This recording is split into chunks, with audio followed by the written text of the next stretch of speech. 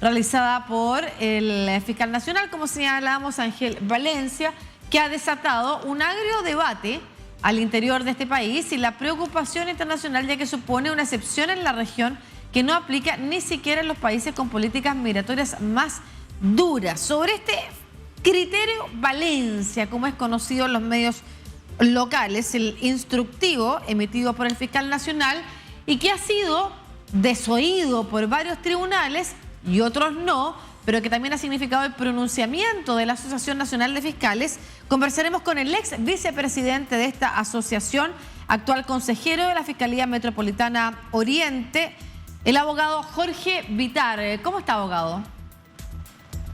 Muy buenos días, muchas gracias. Gracias por la invitación y un saludo a todos y en la transmisión. Muchas gracias a usted por comunicarse con toda Latinoamérica a través de DNews para hablar de un tema que es fundamental, ¿no es cierto? Que tiene que ver con la seguridad, algo que está afectando a distintos países de Latinoamérica, pero que en los mismos contextos, tanto actual como en otras etapas, lo que ha significado es avanzar en agendas legislativas muchas veces muy populares, también populistas, pero que poco resuelven los problemas de fondo. En ese contexto es que la ministra vocera de la Corte Suprema ha señalado a no legislar con apresuramiento, y en ese contexto también se enmarca la discusión a propósito del instructivo emitido por el fiscal nacional Ángel Valencia, que no ha sido recogido por todos los tribunales del país y que ha significado también la emisión de una carta por parte de la Asociación Nacional de Fiscales, de la cual usted fue vicepresidente.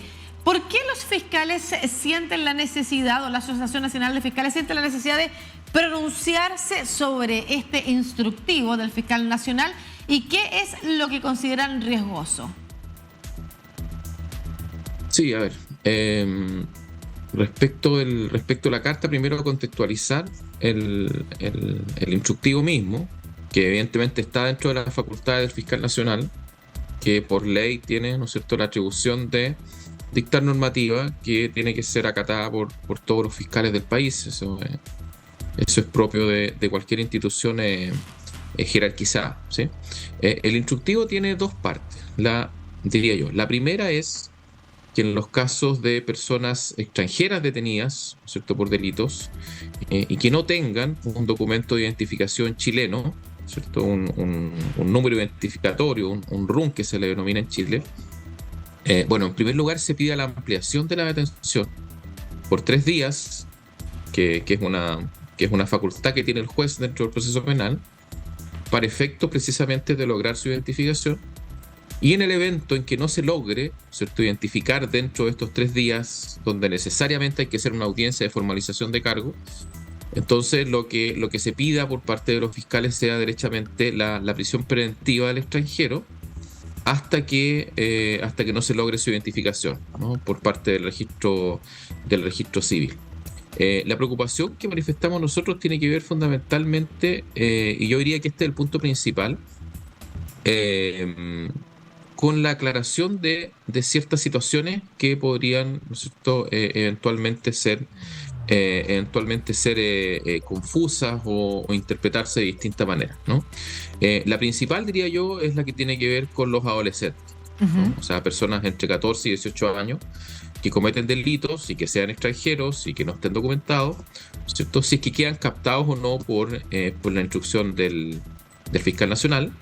Y en segundo lugar, diría yo, el otro tema es si es que admite algún tipo de excepción, ¿no? Estamos pensando fundamentalmente en mujeres embarazadas, ¿cierto?, en mujeres que tengan bebés recién nacidos, en estado de lactancia, qué sé yo, personas adultas mayores, por ejemplo, ¿sí?, o personas que tienen, digamos, alguna situación particular, capacidades distintas, en fin. Abogado, porque al parecer el instructivo no deja claro, digamos, este tipo de situaciones, no las deja saber. Claro, y al principio, sobre todo, después se hizo una corrección. Conversábamos de esto también con el ministro de Justicia y Derechos Humanos, Luis Cordero, hace una semana, precisamente tras la emisión de este instructivo. Inicialmente, primero además se hablaba de discriminación porque solo apuntaba a los ciudadanos extranjeros en Chile. Pero hay algo que quiero aclarar. Usted ha señalado a, por ejemplo, adolescentes que hayan cometido delitos. Pero estamos hablando de prisión preventiva, estamos hablando de personas que no han sido todavía juzgadas y condenadas, que están en proceso de investigación. Sí, claro. Claro, De hecho, entonces no han sido personas que hayan cometido delitos, sino que han sido personas que solamente han sido acusadas y, bueno, toda persona es inocente hasta que no se demuestre lo contrario y que finalmente la justicia no se pronuncie. Entonces estamos hablando de una prisión preventiva para personas que no han sido condenadas por un delito todavía. Sí, efectivamente. Es la primera actuación, es su primer contacto con el sistema a través de una detención. Efectivamente, se trata de personas que técnicamente son inocentes, están, digamos, cubiertos por la presunción de inocencia. Y bueno, eso hace que en situaciones, ¿cierto?, que puedan ser particulares, pueda revestir una complejidad, ¿no?, adicional. ¿Sí? Insisto, respecto del instructivo mismo, podemos conversarlo también, pero nosotros nos preocupan como gremio particularmente esas dos situaciones por ahora, en relación, ¿no es cierto?, con adolescentes por una parte y con otro tipo de personas que se encuentran en particulares situaciones al momento de ser detenidas, considerando que van a estar 3 días por lo menos privadas de libertad si es que no tienen documentación. Claro. Y posteriormente la petición de prisión preventiva, que en todo caso, bien valga decirlo, digamos, es una decisión que asumen los tribunales, o sea, los jueces de garantía. Nosotros tenemos solo la facultad de solicitar la prisión preventiva, que en este caso la invocación se hace a partir del peligro de fuga que involucra, ¿cierto?, el hecho de no contar con una identificación y en consecuencia la incertidumbre respecto de si se va a poder presentar o no algún día los actos del procedimiento. Pero eso, insisto, es un tema más bien técnico que podemos abordar, pero las otras situaciones a nosotros nos preocupan porque influye directamente en nuestra función.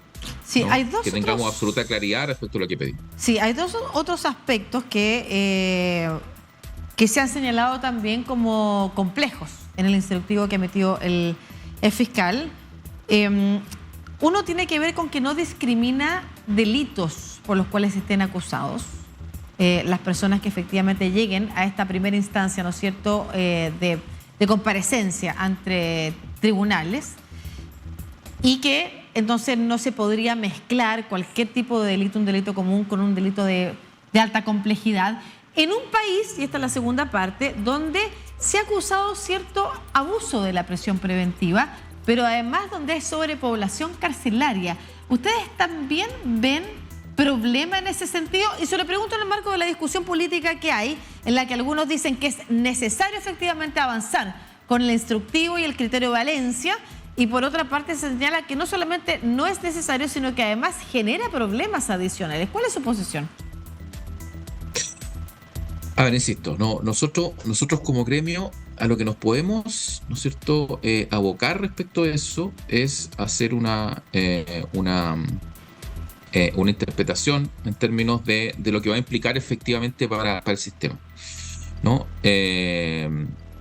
Nosotros creemos que en este caso lo que hace el instructivo es que deja de manifiesto que existe una debilidad por parte del Estado en relación con la función que cumple el registro civil, ¿sí?, de cumplir con el rol, digamos, de entregar identificaciones a personas que no la tienen, ¿sí? De hecho, nosotros hemos dicho dentro de la asociación, algunos colegas lo han señalado, ¿no?, diciendo que la polémica que ha levantado el instructivo, digamos, podría solucionarse si es que, por ejemplo, se contara en cada tribunal de garantía con un agente, con un funcionario del registro civil que pudiera realizar la labor, ¿cierto?, del enrolamiento. El que, entre paréntesis, se lleva a cabo, digamos, tomando las impresiones dactilares de la persona detenida, ¿no?, y comparándolo con la base de datos que tiene el registro civil para efectos de poder lograr su identificación, o sea, saber quién es, en definitiva. Y en el caso, ¿cierto?, que no cuente con una identificación, o sea, que no esté registrado en el sistema, que el registro civil rápidamente le entregue lo que se llama un RUN provisorio, ¿no?, un rol único nacional que sea provisorio para efectos del procesamiento penal. Entonces, en primer lugar, nosotros vemos eso, ¿no?, que hay aquí una debilidad estatal que el instructivo pone encima de la mesa, respecto a la cual entendemos que el Estado en general debiera hacerse. Y lo segundo, respecto a las cárceles, sí, efectivamente existe sobrepoblación, digamos, carcelaria, yo diría un denominador común para toda la región, ¿sí? Y entonces, de nuevo, nos encontramos con una situación en que las peticiones de aprisionamiento ¿no es cierto?, quedan sujetas a que el registro civil logre entregar esta identificación. Claro. ¿Sí? En consecuencia, nosotros lo observamos, lo apreciamos como fiscales, pero de nuevo, yo creo que pesa más en este caso la decisión del fiscal nacional de emitir este instructivo, ¿no? Y en consecuencia, el tema, digamos, que va a impactar en la sobrepoblación o el mayor número de personas que van a quedar privadas de libertad, entiendo que debiera ser una opinión de la que debiera hacerse cargo el fiscal nacional en este caso, pero insisto, debiera actuarse de manera más coordinada con los demás órganos estatales. Claro. Ahora yo no sé si el Estado, digamos, si el gobierno, si el Ministerio de Justicia, digamos, tienen miras a implementar alguna política rápida, ¿cierto?, que pueda ser efectiva en este sentido. Sí, de hecho, conversamos con el ministro de Justicia y Derechos Humanos, Luis Cordero, como yo le decía la semana pasada, tras la emisión de este instructivo, y él nos decía justamente lo que usted señalaba, que van a tratar de implementar rápidamente la presencia del registro civil, porque son problemas de otra institución chilena, la que efectivamente hace que muchas personas no puedan tener sus documentos al día o no tengan documentos para poder entonces comprobar identidad, y que así esperan entonces que efectivamente no sea un problema de relación con la posibilidad de mostrar una identidad, sino que con el tipo de delitos, lo que prime a la hora de la Fiscalía de solicitar la prisión preventiva. Para cerrar, abogado, la vocera de la Corte Suprema ha señalado no puede transformarse esto en un estado policíaco y no se puede legislar en estado de desesperación. Ustedes en la persecución del crimen tienen bastante experiencia también en saber dónde falla el sistema de prevención y de persecución para efectivamente disminuir, pensando hoy, los delitos que se están cometiendo. A su juicio, ¿dónde hay que enfocar las medidas? Bueno, esa es la gran pregunta que se ha hecho, ¿no es cierto?, en la criminología desde antiguo, ¿no? ¿Cuáles son los factores que influyen en la criminalidad? En mi rol, en este caso de dirigente de la asociación, la verdad es que lo que podría decir, y en muy pocos minutos, sería que debiera, ¿no es cierto?, debiera llevarse a cabo efectivamente una combinación de reformas preventivas, de labores preventivas que cumple la policía en relación con la evitación de la comisión de delito. Y el sistema penal también debiera funcionar, digamos, de manera eficiente.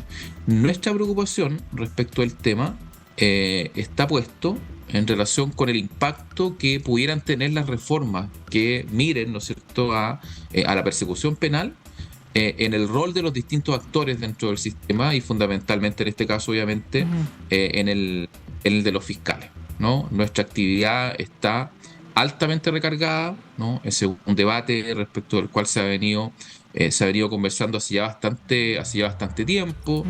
De hecho, fue uno de los temas que se planteó en la elección de fiscales nacionales y en la designación del fiscal Ángel Valencia.